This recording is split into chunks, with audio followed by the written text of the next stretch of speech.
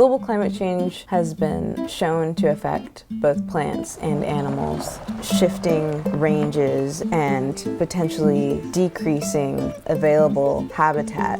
We have climate change and we have increasing intensive forest management.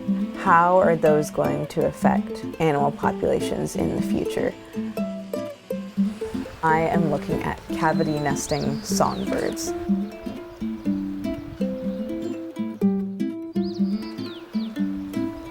Intensive forest management is a type of land use where they are being clear-cut and then replanted, and site preparation methods are being applied to favor commercially valuable trees to meet the growing needs of human population.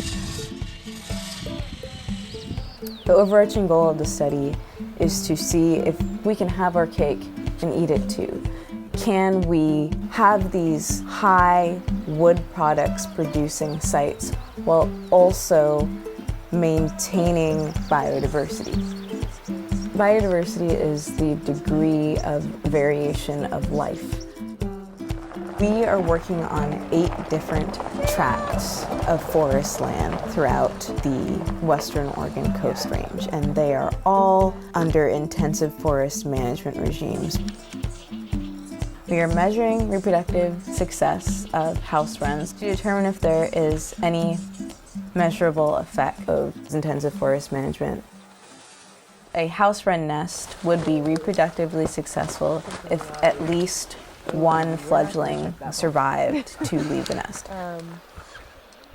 I'm using video cameras out on these stands to measure how much house wren adults are feeding their nestlings, to get an indirect measure of food availability on the sites.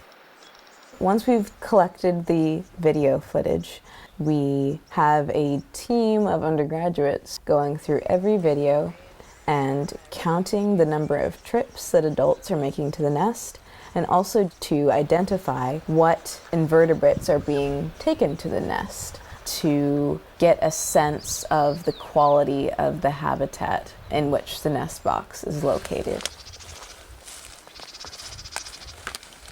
I approach the nest boxes as slowly and quietly as possible so as not to stress the birds out. On these nest boxes, we also have temperature data loggers called iButtons, and they are out there all season, day and night, logging temperature, both outside and inside of the nest box. I download the data from the temperature loggers and then I reset them. I record the contents of the nest, how many eggs there are there nestlings, and how many nestlings there are.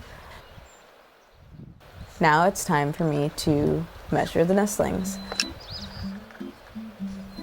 The nestlings are already very active. Their eyes are open, they're flapping their wings, they're calling to their parents. They know something's up. In order to keep them safe and make it easier to handle them, we wrap them in small blankets, like a little birdie burrito, and weigh them.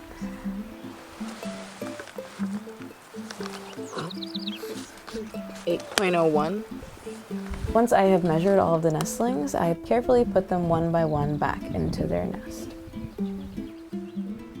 Science is a process, and it's almost never straightforward. There will be many unforeseen challenges that come up that you have to adapt to. Perhaps one variable that you were interested in measuring doesn't quite pan out because your equipment isn't working, making it impossible for you to analyze that particular set of data. And so a lot of science is creativity and adaptability and perseverance. It's not a straightforward process. Science can definitely be difficult, but it can also be fun and rewarding. I like working out here. I like being in the outdoors with a purpose. I'm not one of those people like, let's just go on a hike.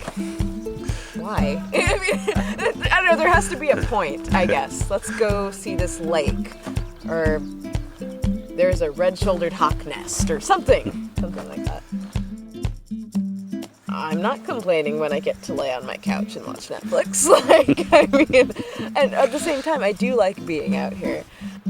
Since I was in preschool, I have always had a great affinity for animals.